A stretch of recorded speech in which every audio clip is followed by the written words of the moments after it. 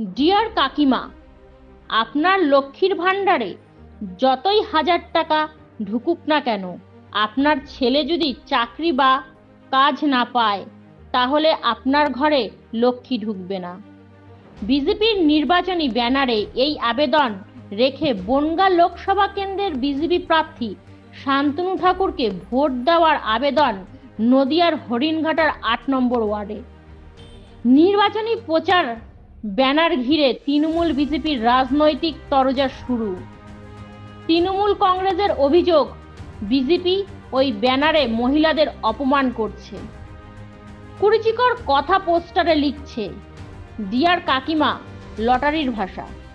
5 বছর ধরে শান্তনু ঠাকুর কি উন্নয়ন করেছে? মহিলাদের ওইভাবে অপমান করলে তৃণমূল বরদাস্ত করবে না। নম্বর ওয়ার্ডে আমি দেখলাম যে একটি পোস্টার বিজেপির কর্মকর্তারা লাগিয়েছে।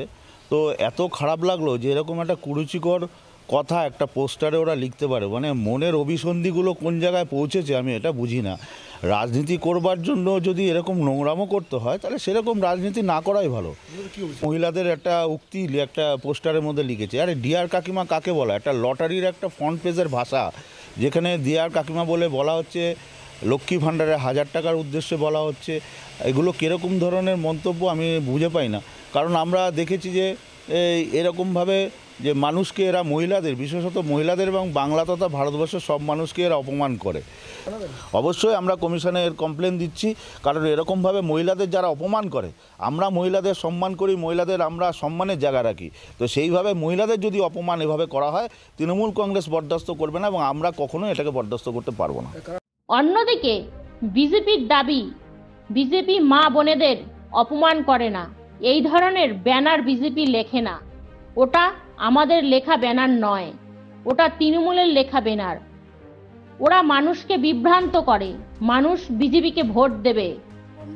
ব্যানার ভারতীয় জনতা পার্টি লেখে না। ভারতীয় জনতা পার্টি মা বোনেদের সম্মান দিতে জানে।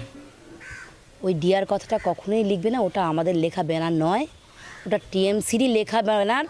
ওরা বিভ্রান্ত করে, ওরা ব্যানার রাজনীতি করে। আপনারা কিছুদিন আগে একটা মিডিয়া এসেছিলেন, তারাও বলছিলেন যে শান্তনু ঠাকুরের বিরুদ্ধে লিখেছেন যে এমপিকে দেখা যায় না, বিভিন্ন কথা লিখছিল, বিভিন্নভাবে ব্যানার ছাপিয়েছে।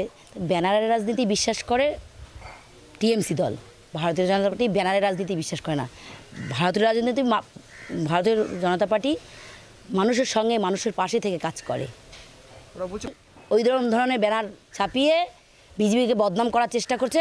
ওরা জানে এই বনগাঁ লোকসভায় নিশ্চিত হার, বিশ্বজিৎ দাসের নিশ্চিত হার উনি করতেই পারে।